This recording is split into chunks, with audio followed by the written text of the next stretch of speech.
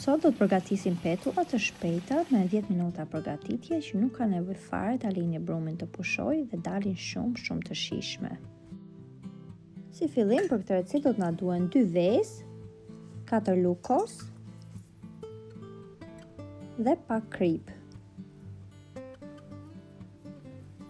Do t'i përziej mirë të gjithë përbërësit.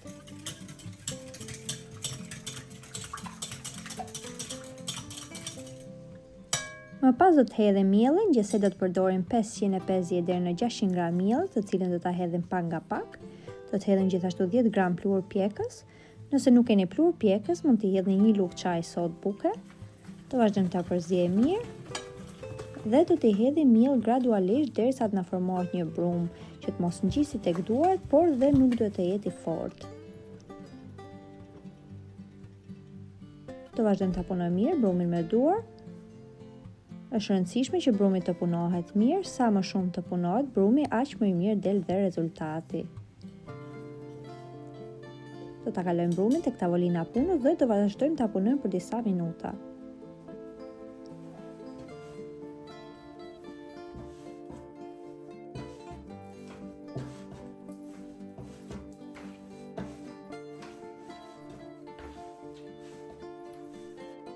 Siç që thash më parë, me këtë recetë brumi nuk ka nevojë fare të pushojë, do ta punojmë mirë brumin me duar dhe më pas do ta hapim me anë në një akllaj dhe do t'i skuqim petullat direkt.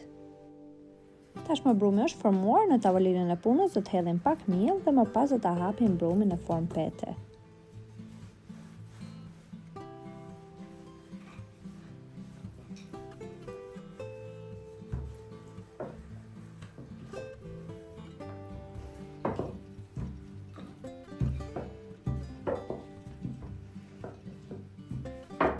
Pasi kemi përfunduar me hapjen, do ta presim brumin. Unë në këtë rast e kam prerë në forma katrore, ju mund ta prisni edhe me anë të një gote në forma të rumbullakta.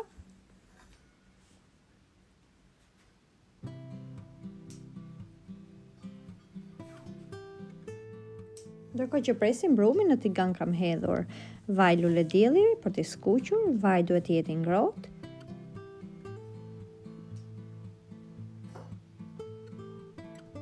Dhe të vazhdojmë t'i hedhim të gjitha petullat, do t'i skuqim një nga një në temperaturë mesatare.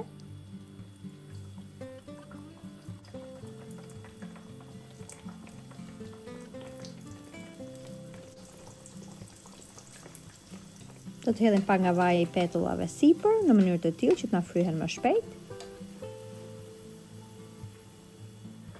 Dhe pasi janë skuqur nga njëra anë, do t'i kthejmë në anën tjetër.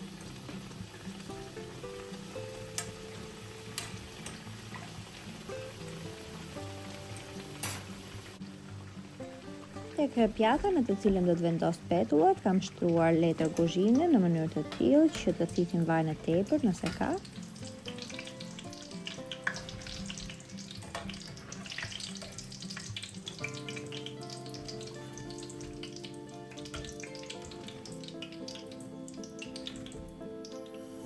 Do vazhdojmë në të njëjtën mënyrë me të gjithë brumin e mbetur.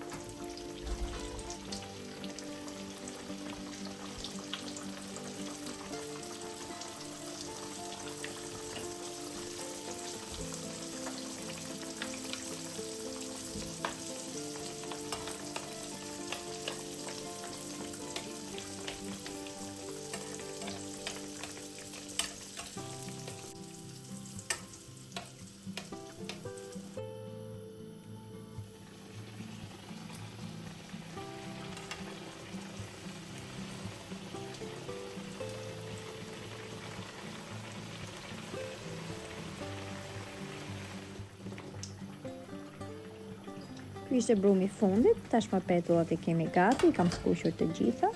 Mund t'i shoqëroni me djath ose me reçel, me mjalë, si të dëshironi ju. Nëse provoni këtë recetë, ju bëft mirë, dhe nëse video ju pëlqeu, mos harroni të bëni like, koment dhe ta ndani atë me miqtë tuaj. Shumë faleminderit që më ndiqni.